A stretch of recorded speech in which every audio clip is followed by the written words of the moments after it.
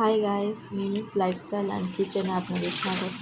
আজকে আমরা ঘরোয়াভাবে বোয়াল মাছের ঝোল কী করে বানাতে। প্রথমে মাছগুলোকে ধুয়ে নিলাম, তারপর নুন হলুদ আর একটু তেল দিয়ে ভালো করে মাখিয়ে নিলাম, নাহলে বোয়াল মাছ ফাটে। এবার কড়াই গরম করে একটু তেল দিয়ে দিলাম।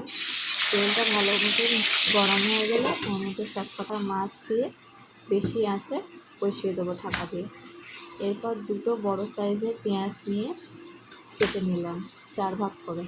কেটে এবার মিক্সিতে ভালো করে পেস্ট করে নেবো ওটাকে, কাঁচা লঙ্কা, পেঁয়াজ আর এক স্পুন আদা রসুন পেস্ট। এবার মাছগুলোকে পরবর্তীকালে দেখে নিলাম ভাজা হয়ে গেছে, উল্টে নিলাম, আবার বসিয়ে দিলাম। আমার এখানে পেস্টটাও হয়ে গেছে। এবার মাছগুলোকে তুলে নিলাম একটা পাত্রে। এবার ওই মাছের তেলেই ওই পেঁয়াজ, কাঁচা লঙ্কা আর আদা রসুন পেস্টটা দিয়ে দিলাম।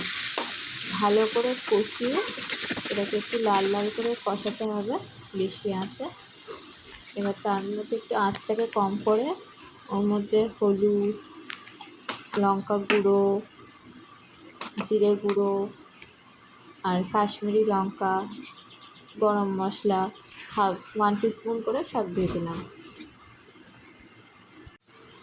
এবার দিয়ে ভালো করে একটু নাড়তে হবে যাতে একটু মাখা মাখা হয়ে যায় ভালো করে, আর একটু জল দিয়ে নাড়তে হবে বেশি, যাতে শুকনো থাকে।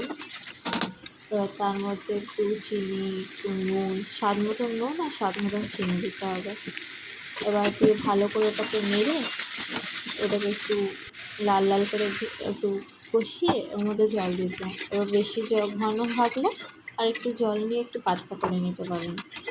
তার মধ্যে ভাজা মাছগুলো দিয়ে দিলাম, দিয়ে ওটাকে একটু নাড়িয়ে ঢাকা দিয়ে কম আঁচে বসিয়ে দিলাম 2 মিনিটের জন্য। তো ওটা ভালো মতন হয়ে যাওয়ার পর ভাতের সাথে রেডি বোয়াল মাছের ঝোল।